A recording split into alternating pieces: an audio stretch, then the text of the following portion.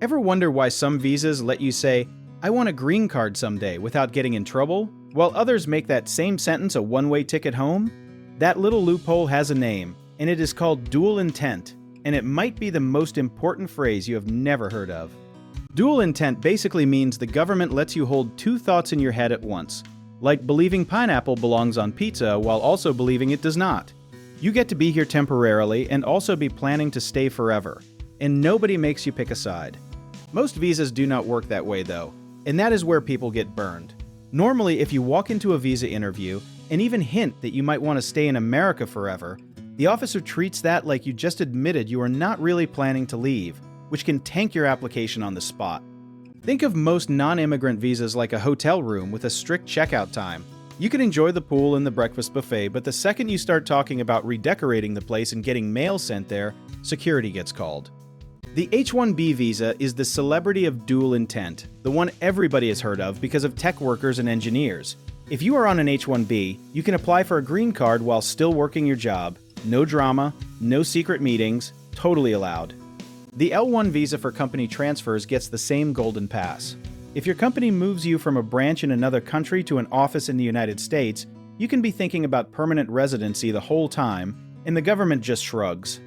The O-1 visa, the one for people with extraordinary ability, like Olympic athletes or award-winning scientists, also allows dual intent. Basically, if you are extraordinary enough, the rules bend a little, kind of like how the popular kid in school never got in trouble for the same stuff everyone else did. Now here's where people trip up, and it happens constantly. The classic tourist visa, the B2, and the international student visa, the F1, do not allow dual intent. So if you say the wrong thing in an interview, you can accidentally torpedo your own case. This is not some secret rule buried on page 200 of a government website nobody reads. It shows up in real consequences, like visa denials, because immigration officers are trained to sniff out what is called immigrant intent, hiding inside a non-immigrant application. Picture applying for a summer vacation visa but mentioning you already picked out an apartment and a dentist in Ohio. That is basically waving a red flag in front of a bull that also happens to have a badge and a stamp. The TN visa for certain Canadian and Mexican professionals is another one stuck in the strict lane. No dual intent allowed. So is the E2 treaty investor visa in most cases, which trips up a lot of business owners who assume money automatically buys flexibility. Here is the part that surprises people. The rules were not written to be cruel. They were written because the system separates temporary visitors from people on a path to staying.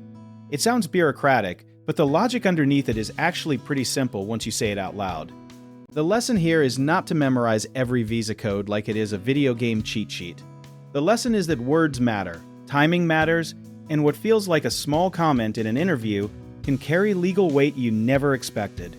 This is exactly the kind of thing that trips up smart, well-meaning people every single day, not because they are dishonest, but because nobody explained the fine print to them first. That is the whole point of understanding dual intent before you walk into any visa office instead of after. So, if this kind of stuff is making your brain do somersaults in a good way, do you want to learn more about our company? Check out our links in the description.